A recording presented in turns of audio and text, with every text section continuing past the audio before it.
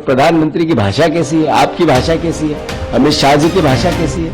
नफरत और घृणा के अलावा आपका कोई दूसरा शब्द क्यों नहीं निकलता मुंह से आपकी? 10 साल का हिसाब क्यों नहीं देते? 5 साल आगे क्या करोगे उसकी कोई कुंडली क्यों नहीं बताते? सिर्फ कांग्रेस को दोष देके चुनाव कब तक जीतना चाहते हो? अपने धर्म की अदायगी करे जेपी नड्डा। भावना की व्यक्तिगत पॉलिटिक्स बंद करो।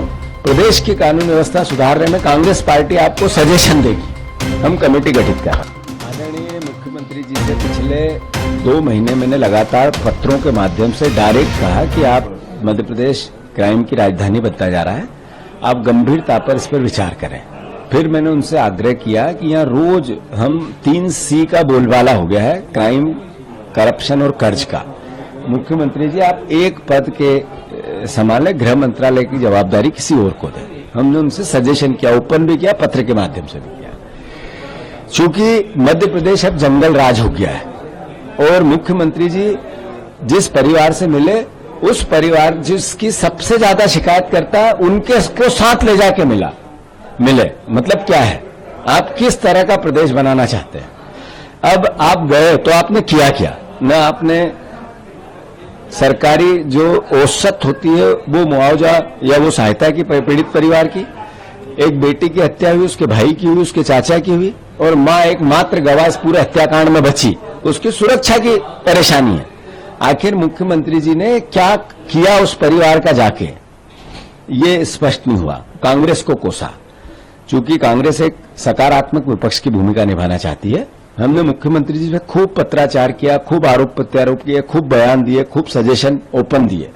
हमने कमेटी गठित की है।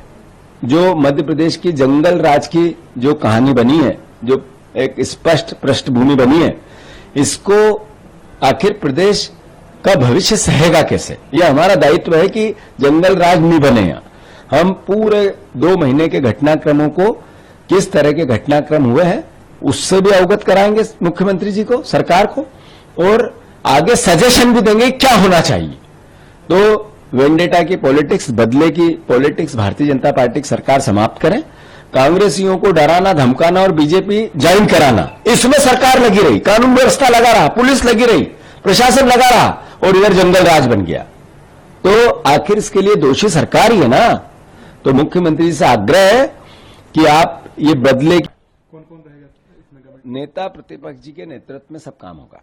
जेपी नड्डा कह रहे हैं कि खुद करने के लिए कांग्रेस पार्टी जो है एसटी, एससी, ओबीसी का, भारतीय जनता पार्टी और झूठ एक दूसरे के पर्याय है। कभी कांग्रेस पार्टी ने ऐसी बात धर्म के आधार पर नहीं की, जातियों के आधार पर आरक्षण की बात की थी, की है और करेंगे।